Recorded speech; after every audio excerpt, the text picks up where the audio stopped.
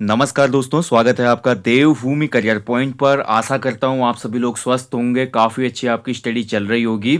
तो देखिए, लगातार चैनल पे आपको टेस्ट सीरीज उपलब्ध कराई जा रही है। उत्तराखंड जीके टेस्ट सीरीज, सामान्य Hindi test series, GS GK test series और साथ ही आपका रीजनिंग की टेस्ट सीरीज भी मैं आपको करवा रहा हूँ, ताकि अच्छी खासी प्रैक्टिस आपकी हो जाए। और आने वाला जो भी एग्जाम है, ग्रुप सी का एग्जाम है या ऐसा एग्जाम जिसमें आपका उत्तराखंड पूछी जाती हो, हिंदी, जीएस और रीजनिंग पूछी जाती हो, तो ऐसे सभी एग्जाम्स में आपको अच्छी खासी हेल्प मिल सके। ठीक है, तो चलिए आज इसी क्रम में देखेंगे रीजनिंग का टेस्ट नंबर 21। और आगे बढ़ने से पूर्व दोस्तों बताना चाहूंगा, एप्लीकेशन स्टोर पे आपके आगामी परीक्षाओं के लिए 100+ फुल लेंथ टेस्ट सीरीज चल रही है, full length test series group C की। और इसमें कूपन कोड आपको मिला हुआ है, 20 दिसंबर तक ये कूपन कोड काम करेगा। और इस टेस्ट सीरीज में एनरोल करने की लास्ट डेट है 30 दिसंबर। उसके बाद ये टेस्ट सीरीज आपकी अनपब्लिश हो जाएगी। जो इसमें पुराने स्टूडेंट हैं उनको तो मिलेगी ही टेस्ट सीरीज, बट नए लोग इसमें एनरोल नहीं कर पाएंगे। फिर ठीक है, तो जिनको भी करना है कर लीजिएगा। बाकी हमारे एप्लीकेशन स्टोर पे कॉम्बो कोर्स है आपका 1100 के आसपास का। उस कॉम्बो कोर्स का प्राइस भी बढ़ने वाला है, क्योंकि 1-2 महीने के लिए ऑफर किया था मैंने। अब जल्दी से जल्दी आप आजकल में इसमें अगर इनरोल करना चाहते हैं कर लीजिएगा, क्योंकि अब इसका प्राइस बढ़ने वाला है। क्योंकि प्राइस बहुत कम है, क्योंकि इसमें उत्तराखंड जीके भी है, सामान्य हिंदी भी है कंप्लीट। हम जीएस का कोर्स शुरू कर चुके हैं इसमें। मैंने आपको इसमें कंप्यूटर का कंप्लीट कोर्स दिया है, उसके अलावा इसमें रीजनिंग का कोर्स भी शुरू होगा। तो पूरा एक कंप्लीट पैकेज आपको कम प्राइस में एक ऑफर मैंने दिया था। अगर इनरोल करना है तो 15 दिसंबर तक कर लेना भैया। उसके बाद कॉम्बो कोर्स का प्राइस 1100 से बढ़कर 2000 हो जाएगा। मैं पहले ही आप लोगों को इन्फॉर्म कर रहा हूँ, फिर बाद में आप बोलेंगे कि आपने प्राइस बढ़ा दिया। ठीक है, तो चलिए शुरू करेंगे रीजनिंग का टेस्ट नंबर 21। तो सबसे पहला क्वेश्चन है, देखिए इसमें, how many triangles are there in the picture. ठीक है, आपको बताना है कि दिए गए चित्र में कितने ट्राइंगल्स हैं। तो ट्राइंगल वाला क्वेश्चन तो हमेशा आपका एग्जाम में बनता ही है, आपको पता ही है दोस्तों। तो चलिए इसमें देखते हैं, एक पोर्शन को पकड़ लेते हैं, क्योंकि दोनों पोर्शन सेम है इसमें। ट्राइंगल वाले जब भी क्वेश्चन हमको ऐसे दिखेंगे तो देखना है आपने। तो इसमें हम देखते हैं कि जो नीचे वाला जो भाग है ट्राइंगल का, उसको हम काउंट कर लेते हैं। ठीक है, तो एक एक कलर में करके मैं आपको दिखाऊंगा, जिससे कि ट्राइंगल आपको अच्छे से काउंट हो जाएंगे। ठीक है, तो चलिए शुरू करते हैं। सबसे पहला तो ये देखिए, 3 इस वाले में होंगे, ध्यान से देखिएगा। ये आपका जो ब्लू वाला आ रहा है, बड़ा वाला, ठीक है, ये बड़ा वाला, ये हो गए मेरे 3, फर्स्ट के 3 ही हो गए। ठीक है, आप कलर चेंज कर रहा हूँ, रेड में कर रहा हूँ। तो दूसरा जो तीसरा 3 होंगे हमारे, देखिए उसके बाद हम देखते हैं इसमें। ठीक है, फिर हमारा 3 इसमें होंगे, देखिए ये वाला पोर्शन ये हो गया, और ये इसके साथ आएगा जो, और ऐसे जो ये बन रहा है। ठीक है, ये 3 हो गए, 3 इस वाले कट में हो गए। ठीक है, ऐसे इस तरफ भी हम करेंगे तो ये हो गया भाई। ध्यान से समझिएगा, काफ़ी वो बच्चों को काउंटिंग करने में दिक्कत होती है। तो 3 ही हो गए। ठीक है, इतना क्लियर हो गया। उसके बाद देखिए दोस्तों, आपका कलर चेंज करता हूँ तब आपको समझ में आएगा, नहीं तो समझ में नहीं आ पाएगा। 3 इस वाले में हो गए, ये देखिए ये आपका जो जा रहा है ये वाला हिस्सा ही। तो सी कट में भी 3 लिख देता हूँ मैं। ठीक है, अब उसके बाद देखिए हमारे मैं आपका कलर चेंज करता हूँ इसमें, आपका फिर करता हूँ मैं ब्लू। ठीक है, लाइट ब्लू करता हूँ। अब देखिए 3-3 इसमें आप देख पा रहे हैं, 3-3 इसमें भी हैं, ये छोटे वाले जो बन रहे हैं। 3 इस वाले में हैं, 3 इसके अपोजिट छोटे वाले में है। ठीक है, सेम लाइक यहाँ पे भी हो जाएगा, 3 यहाँ पे हो जाएंगे, 3 आपके इसमें हो जाएंगे। ठीक है, तो इतने त्रिभुज तो आपको दिख गए ना। ठीक है, अब उसके बाद देखिए दोस्तों, आपको इसमें और 2 त्रिभुज दिखेंगे जो कि अलग अलग बने हुए हैं, वो मैं आपको दिखा देता हूँ। कलर चेंज करना पड़ेगा फिर से मुझे। चलिए इस बार मैं कलर डार्क रेड लेता हूँ। ठीक है, डार्क रेड। अब देखिए 3 इस वाले में रहेंगे, ये वाला हमने नहीं लिया अभी, ध्यान से देखिएगा ये। ठीक है, 3 इसमें भी हो गए आपके। ठीक है, और एट फाइनल जो हमारा लास्ट 3 होंगे वो किस में होंगे वो भी देख लो। लास्ट के 3 हमारे किस में होंगे, ये वाला हिस्सा नहीं हमने लिया था ये।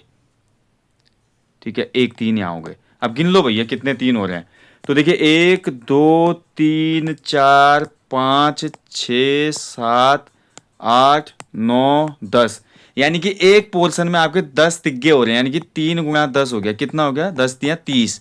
ठीक है, अगर एक साइड में 30 त्रिभुज हो रहे हैं तो दोनों साइड के मिला के कितने हो जाएंगे, 30 × 2। तो दिए गए इमेज में कितने त्रिभुज हो जाएंगे आपके, 60। ठीक है, देख लो आप कितने हो जाएंगे, 60, देख लो, समझ गए ना। तो इस वाले एक इमेज में ही 30 हैं, तो ऊपर वाले में भी 30 होंगे, यानी कि 30 और 30 कितने हो गए, 60 इसमें ट्राइंगल्स हैं। ओके, क्लियर हुआ होगा। चलिए आगे बढ़ेंगे अगले क्वेश्चन की तरफ। अगला क्वेश्चन है, इनमें से कौन सा सार्थक क्रम होगा दिए गए शब्दों का। ठीक है, दिए गए शब्दों का सार्थक क्रम बताना है आपने, शब्द दिए गए हैं आपको और बताने की कौन सा किस हिसाब से आएगा। तो देखिए बहुत सिंपल है यार, सबसे पहले इसमें क्या आ जाएगा, सबसे पहले इसमें आ जाएगा काव, गाय होगी। गाय क्या करेगी, गाय हमको देगी दूध, यानी कि क्या देगी, मिल्क देगी। दूध से क्या बनेगा, हमारा दही बनेगी, यानी कि क्या बनेगा, कर्ड बनेगी। कर्ड से हमारा क्या बनेगा, बटर बनेगा। ठीक है, और बटर से हम बटर को जब जलाएंगे तो क्या बनेगा, घी बनेगा, शुद्ध देसी घी। तो काव, मिल्क, कर्ड, बटर, घी, कौन से ऑप्शन में है, तो सी ऑप्शन में है, DBCEA। ठीक है, DBCEA ऑप्शन सी में। चलिए आगे बढ़ेंगे अगले क्वेश्चन की तरफ। अप्रैल महीने का पहला दिन बुधवार है, उसी दिन में उसी वर्ष में मई माह की पहली तारीख को सप्ताह का कौन सा दिन होगा। अब देखिए बहुत सिंपल से इसको आपने समझना है यार। देखिए अप्रैल का पहला दिन, यानी कि अप्रैल 1 तारीख की बात कर रहा है, 1 अप्रैल, 1 अप्रैल की बात कर रहा है। 1 अप्रैल में कौन सा दिन है, 1 अप्रैल को आपका वेडनेसडे है। ठीक है, वेडनेसडे, 1 अप्रैल को आपका क्या है, वेडनेसडे है। और वेडनेसडे को ये बोलता है कि आपका उसी वर्ष में मई माह की पहली तारीख को कौन सा सप्ताह का दिन होगा। तो मई माह की पहली तारीख को बताना है आपने, उसी में। ठीक है, यानी कि 1 अप्रैल को बुधवार है, तो अप्रैल का महीना कितना जाता है, 30 जाता है। ठीक है, तो 29 दिन अब बचे अप्रैल के, और एक दिन अब होगा जो आने वाला मई का होगा। ठीक है, तो हम क्या करेंगे, देखिए 29 days remaining in April month plus 1 equal कितना हो गया, 30 डेज रिमेनिंग। और 30 डेज रिमेनिंग का मतलब 30/7 हो जाएगा, क्योंकि एक हफ्ते में जो भी दिन रिपीट होगा 7 दिन बाद होगा ना भाई। तो 7 भागा अगर 30 करते तो 7 चक्को कितना हो गया, 28। कितना हो गया, 7 का भाग 30 में 4 ही बार जाएगा, कंप्लीट बार। और बचेगा कितना, शेष 2। ठीक है, जो भी शेष बचता है ना, जो डे हमको दिया गया है उसमें उसको जोड़ देते हैं। तो हमको बोला गया है कि अप्रैल महीने का पहला दिन बुधवार है, तो आपको वेडनेसडे में क्या जोड़ देना है, वेडनेसडे में +2 करना है। तो इक्वल क्या हो जाएगा, वेडनेसडे के बाद अगला दिन होगा Thursday and next is Friday. Answer is Friday, option कौन सा हो जाएगा, बी सही है इसमें। ठीक है, फ्राइडे। चलिए आगे बढ़ते हैं। नीचे एक पासे की 2 स्थितियां दी गई है, इंग्लिश में भी दिया गया क्वेश्चन, जो इंग्लिश मीडियम वाले हैं देख लो भैया। If there is a 3 at the top in dice then what number will be the bottom. ठीक है, तो बहुत सिंपल सा यार ये पासा दिया गया है। देखिए इसमें तो बहुत सिंपल है, इसको बच्चा भी बता देगा। 6 की पोजीशन सेम है, 6 देखिए पासे में पहली पोजीशन में भी सेम जगह है, दूसरी पोजीशन में भी 6 का नंबर सेम जगह है। 6 के बगल में इक्का है, यहाँ पे 6 के बगल में चौका है, यानी कि हमें इतना पता चल गया कि 4 के बगल में क्या है, 1 है। ठीक है, अब 6 के नीचे यहाँ पे तिग्गा है, और यहाँ पे 6 के नीचे पंजा आ गया, यानी कि हमें पता चल गया कि 3 के बगल में क्या है, हमारा पंजा है। ठीक है, और इससे पता चल गया कि 6 के बगल में हमारा दुग्गा है। बहुत सिंपल हो गया यहाँ पे। तो कौन सा हो जाएगा नंबर आपका, ऑप्शन डी हो जाएगा। ठीक है, 6 के कौन सा बोले, 3 के ऊपर क्या होगा, यहाँ पे 5 होगा। ठीक है, और 5 के ऊपर क्या होगा, 3 होगा। सिंपल पासा है, साधारण पासा। इसका दूसरा भी एक लॉजिक होता है जो मुझे अभी याद नहीं आ रहा, जिसमें जोड़ देते हैं, नंबरों का योग 7 आना चाहिए। ठीक है, आई थिंक वही यहाँ पे हो रहा था। देखिए नहीं, इसमें नहीं है, ये साधारण पासा नहीं है, उसमें 7 आता है। 6 के अपोजिट में उसमें 1 होता है हमेशा। ठीक है, 6 के अपोजिट में क्या होगा, हमेशा 1 होगा, और 5 के अपोजिट में 2 होगा उसमें, और 3 के अपोजिट में 4 होगा। ठीक है, इस टाइप का रहता है उसमें, कि आपका दोनों का योग जो होगा फिर 7 होगा। ठीक है, अभी मैं देखिए टाइम का थोड़ा इश्यू है दोस्तों, नहीं तो मैं रीजनिंग के चैप्टर आपको करा देता। मैं पेड क्लास में ही रीजनिंग के क्लास नहीं करा पा रहा हूँ अभी, देखिए टाइम का इतना दिक्कत हो रही है। ठीक है, कागज़ को मोड़ा गया भाई, पहले पूरा कागज़ था, पूरे कागज़ को मोड़ के फिर ऐसे आधा कर दिया गया, आधा करके फिर इसको यहाँ पे से फोल्ड करके इतना छोटा बना दिया गया, फिर उसको इस तरीके से काट दिया गया। यहाँ पे ये जो कट है, कट, ये जब कट खुलेगा तो कागज़ किस प्रकार का दिखेगा। ठीक है, आपको थोड़ा ये हैंडलिंग करनी है, जैसे आपके पास पेपर होता है ना एग्जाम हॉल में, एग्जाम हॉल में थोड़ा पेपर को मोड़ के भी देख लो आप, एक पन्ने को या अपना एडमिट कार्ड मोड़ के वहाँ पे देख के थोड़ा बहुत अनुमान लगा लीजिए आप, कैंची से अगर ये कटेगा तो कैसे आएगा, या वहाँ पे जितना काट रहा है भाग को उसमें डार्क पेन लगा दो। मैं तो यही ट्रिक करता हूँ, जब भी ऐसा क्वेश्चन आता है तो मैं वहाँ पे अपना एडमिट कार्ड मोड़ लेता हूँ। एडमिट कार्ड इसी तरीके से मोड़ के जो ये कट दे रहा है, कट की जगह डार्क पेन जोर से लगा दो, आप जोर से पेन लगा दो इस कटिंग में। उसके बाद अपना एडमिट कार्ड पूरा खोल के देखो कैसा दिख रहा है, आपका आंसर आपके सामने होगा। ठीक है, तो यहाँ पे जो आपका राइट आंसर रहेगा ऑप्शन ए बन रहा है इसमें। ठीक है, ये मेरी ट्रिक है भाई, तो काम आएगी आपके, आप कोशिश कीजिएगा। नंबर सीरीज दी है आपको, फिर से लुप्त संख्या ज्ञात करनी है, कुछ एक लॉजिक लग रहा है इसमें और आपका आंसर आ रहा है। ठीक है, तो हाँ 64 है, 36 है, 49 है, 121 है, 81 है, 100 है। देखा जाए तो सभी क्या है, कंप्लीट स्क्वायर नंबर है। तो 64 किसका स्क्वायर होता है आपका 8 का, 36 किसका होता है 6 का, 49 किसका है 7 का। ठीक है, तो root 64 under root 36 under root 49। तो हमारे पास कितना आ गया, 64 का अंडर रूट 8, 36 का अंडर रूट 6, 49 का अंडर रूट कितना होता है आपका 7। जोड़ दें इनको एक बार, 7 और 6 13, 13 और 8 कितना होता है 21। बढ़िया काम कर रहे हैं भाई ये। ऐसे 121 अंडर रूट 121 कितना होता है 11, अंडर रूट 81 कितना हो जाता है आपका 9, अंडर रूट 100 कितना हो जाता है आपका 10। ठीक है, ये सेकेंड इमेज में आपको क्वेश्चन मार्क यहाँ पे है ना, बीच में निकालना है। तो इनको जोड़ दो, 11 और 9 कितना हो गया आपका 20, 20 में 10 जोड़ेंगे 30, यानी कि क्वेश्चन मार्क की जगह 30 होगा अंदर। ऑप्शन सी में है। ठीक है, सिंपल सा क्वेश्चन था। चलिए आगे बढ़ते हैं। हाँ ऐसे क्वेश्चन बहुत पूछता है आयोग भाई, जिसमें आपको तर्क लगाना पड़ता है थोड़ा। तो क्वेश्चन है देखिए आपका, माधवी और शालिनी नाट्य कला और कंप्यूटर विज्ञान में उत्तम है। ठीक है, आप सबके नाम लिख लोगे तभी आपका ये क्वेश्चन बनेगा। ये भैया माधवी हो गई हमारी, माधवी के नीचे हमारी शालिनी हो गई, शालिनी के बाद हमारे कौन कौन से नाम है सब लिख लो आप। अंजना है एक नाम अगला, अंजना के बाद अगला नाम क्या आ रहा है हमारे पास, पूर्णिमा आ रहा है। ठीक है, पूर्णिमा है। पूर्णिमा के बाद कौन है भाई आपका, निर्मला। ठीक है, निर्मला। चलिए अब क्या बोल रहा है, सब्जेक्ट भी लिख लो आपका। सब्जेक्ट है देखिए नाट्य कला, ये नाट्य कला को मैं लिख लेता हूँ एन के, कंप्यूटर को सी लिख लेता हूँ, विज्ञान को एस साइंस लिख लेता हूँ मैं। ठीक है, उसके बाद हमारा इतिहास, इतिहास भी है। ठीक है, और इसके बाद गणित भी है। इतिहास को मैं हिस्ट्री एच लिख रहा हूँ, गणित को एम लिख रहा हूँ, मैथमेटिक्स। ठीक है, अब देखिए माधवी और शालिनी नाट्य कला और कंप्यूटर विज्ञान में उत्तम है। माधवी भी जो है नाट्य कला में उत्तम है, शालिनी भी नाट्य कला में उत्तम है, और किस में है, कंप्यूटर में भी है। ये सी सी इनका प्लस ओके हो गया। ठीक है, अगला बोलता है अंजना और माधवी कंप्यूटर विज्ञान और भौतिकी में उत्तम है। तो अंजना और जो माधवी है ये हमारे किस में है, साइंस में भी उत्तम है। ठीक है, और अंजना साइंस में भी उत्तम है, और किस में है, उसके अलावा भौतिकी में। ठीक है, यानी कि भौतिकी जो विज्ञानी है, विज्ञान साइंस ही हो गया हमारा, तो दोनों के लिए सही आ गया यहाँ पे। उसके बाद बोलता है कि अंजना, पूर्णिमा और निर्मला भौतिकी और इतिहास में उत्तम है। अंजना, जो हमारी अंजना है देखिए, अंजना, पूर्णिमा और निर्मला।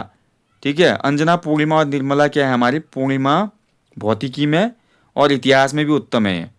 तो इतिहास में भी उत्तम है पूर्णिमा और कौन, निर्मला, ये तीनों इतिहास में उत्तम है।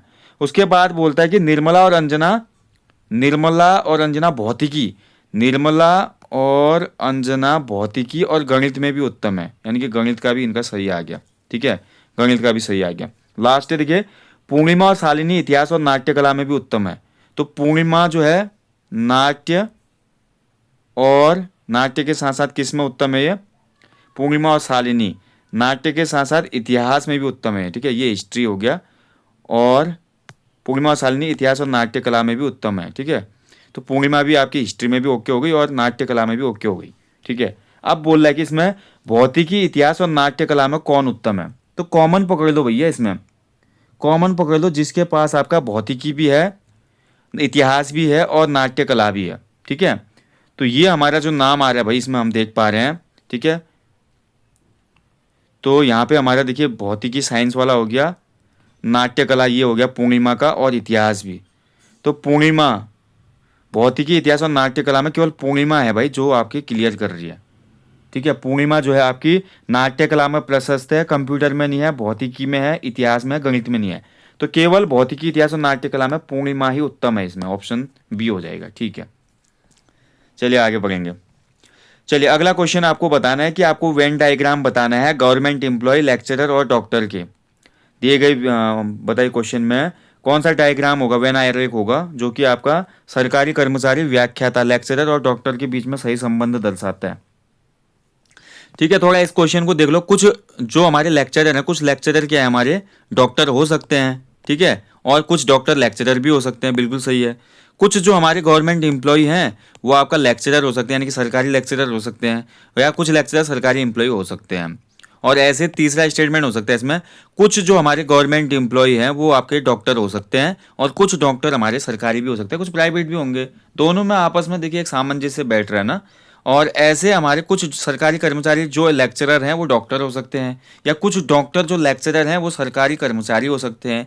यानी कि इन तीनों वर्गों का आपस में कहीं ना कहीं एक दूसरे से संबंध है। ठीक है, तो जब भी ऐसा आपस में संबंध वाला क्वेश्चन आता है तो हमेशा वहां पे ऐसी इमेज बनेगी, जो कि ऑप्शन डी में है। ठीक है, डी इसमें राइट आंसर हो जाएगा, 4 वाला। ठीक है, डी सही होगा इसमें। चलिए आगे बढ़ेंगे। सबसे उचित विकल्प चुनिए आप। ठीक है, तो सबसे उचित चुनना है भैया आपने इसमें। तो इसमें क्या हो जाएगा, देखिए हमारा सभी प्रोफेसर विद्वान हैं। ठीक है, जो जितने भी प्रोफेसर हैं भाई, हमारे प्रोफेसर क्या है, हमारे विद्वान हैं। ये विद्वान हो गया, सभी प्रोफेसर क्या है, विद्वान है, क्योंकि विद्वान ही होंगे सभी प्रोफेसर। और विद्वान लोग सदैव सज्जन होते हैं। विद्वान लोग सदैव सज्जन होते हैं, ऐसा बोल रहा है। सदैव बोल रहा है ना, क्योंकि सदैव शब्द आया है इसमें, ऑलवेज बोल रहा है वो। ऐसे क्वेश्चन में आपको केवल स्टेटमेंट पे जाना है, अपना लॉजिक नहीं लगाना है यहाँ पे जेब से आपने। ठीक है, ये चीज़ ध्यान रखें हमेशा। कई बच्चे क्या बोलते हैं कि अपने हिसाब से चलते हो, जैसे वो बोल देगा कि भारत में बेरोजगारी नहीं है और भारत में ऐसा है, जो भी हमारा विरोधाभास वाला कथन है उसको आप पॉजिटिव लेके मत चलिए। आपको पता है कि भारत में बेरोजगारी है, तो आप ये लेके थोड़ी चलेंगे। आपको केवल स्टेटमेंट पे ही जाना है ऐसे क्वेश्चनों में, तभी तो गलत होते हैं क्वेश्चन। क्योंकि इसमें वो आपसे ये नहीं मांगता कि जो वास्तव में प्रूवन है, वो आपसे ये मांगता है कि जो स्टेटमेंट है उनके आधार पे कंक्लूजन क्या होगा। ठीक है, तो चलिए अब ये देखिए पहला निष्कर्ष देखते हैं। सभी प्रोफेसर सज्जन व्यक्ति हैं, क्या ये निष्कर्ष निकलता है, बताइए। ठीक है, सभी प्रोफेसर सज्जन व्यक्ति हैं। अब देखिए क्या बोल रहा है इसमें, सबसे उचित विकल्प का चयन कीजिए। सभी प्रोफेसर विद्वान हैं, विद्वान लोग सदैव सज्जन होते हैं बोल रहा है वो। तो सभी प्रोफेसर विद्वान है और विद्वान जो लोग होंगे सदैव सज्जन होंगे। ठीक है, तो सभी प्रोफेसर, अब देखिए सभी जो प्रोफेसर है वो विद्वान है, तो जो जितने भी प्रोफेसर है वो सज्जन व्यक्ति इसमें होंगे ही। यानी कि निष्कर्ष 1 इसमें सत्य हो जाएगा। ठीक है, कंक्लूजन जो 1 है भाई वो आपका बिल्कुल ट्रूथ है, इसमें राइट है। ठीक है, तो ऑप्शन ही हो जाएगा इसका उत्तर। ठीक है, बिल्कुल भी डाउट नहीं है इसमें, सिंपल क्वेश्चन है। तो चलिए एक नंबर सीरीज आपको दी गई, इस नंबर सीरीज में आपको गलत संख्या ज्ञात करनी है। तो कौन सी गलत संख्या होगी इसमें वो बताइए। जो इसमें गलत नंबर है वो बताना है आपने। तो देखिए श्रृंखला में हो क्या रहा है भाई, इसमें ध्यान से देखेंगे। 40,000 है, उसके बाद 10,000 आ रहा है। तो कहने का मतलब 40,000 के बाद 10,000 आ रहा है, तो हम देखेंगे इसका 1/4 कम हो रहा है, तो अपॉन 4 ही हो रहा होगा ना इसका मतलब। तो 4.40 और 4 दूना 8 और यहाँ पे कितना हो गया 16, यानी कि 4 चक्को 16, हाँ 10, 240 आएगा। अपॉन 4 कर दो, कितना आएगा इसमें, 4 दूना 8, उसके बाद 22 हो गया, 4 पंचे 20, 24 हो गया, 4 छक 24, 2560 होगा। अपॉन 4 कर दो, कितना आना चाहिए, तो 4 का भागा 25 में जाएगा तो 4 छक 24, बचा 1, रिमेनिंग 1 हुआ, तो 4 चक्को 16, 640 हुआ। 640 में डिवाइड बाई 4 करेंगे तो 160 आना चाहिए। 4 चक्को 16, 160 आना चाहिए 200 की जगह, तो यहीं पे गलत हो गया। 160 आना चाहिए अपॉन 4 इक्वल कितना हो गया आपका, 4 4 जा 16, 40 हो गया। 40 है यहाँ पे, 40 में 4 का भागा जाएगा तो कितना आ जाएगा 10। लास्ट नंबर 10 है, यानी कि सीरीज यही चल रही है। तो 640 के बाद अगला पद 160 होना चाहिए था, जो कि 200 है। तो श्रृंखला में आपको क्या बोला है, रॉन्ग नंबर ढूंढना है, तो 200 ही रॉन्ग नंबर है। ऑप्शन 20 में सही उत्तर हो जाएगा। ठीक है, बी वाला इसमें सही होगा। ओके, चलिए तो दोस्तों ये था रीजनिंग का टेस्ट नंबर 21। जितने भी टेस्ट सीरीज हमारे चैनल पे आपको मिल रहे हैं उनको आप फॉलो कीजिएगा, बहुत ज़्यादा हेल्प मिलेगी। बाकी जाने से पहले बोलूँगा हमेशा की तरह अपने जीवन में एक पेड़ लगाएं और लोगों को भी इसके लिए अवेयर ज़रूर करें भैया, ज़रूर करें। ठीक है, एक पेड़ अवश्य लगाना है, ये मुहिम हमारी आगे बढ़नी चाहिए और आपको बताना चाहिए कि क्या इसके फ़ायदे हैं लोगों को भी। बाकी अच्छे से स्टडी करें दोस्तों। आपको पता ही है कल लोअर पीसीएस का भी फॉर्म आ चुका है, तो आने वाले समय में बहुत से एग्जाम आपके पास हैं। पॉजिटिव रहिए, मेहनत कीजिए, अपने आप को निखारने का काम कीजिए। दूसरा क्या बोलता है उस पर कभी ध्यान मत दीजिए। Thank you for watching. जय हिंद, जय देवभूमि।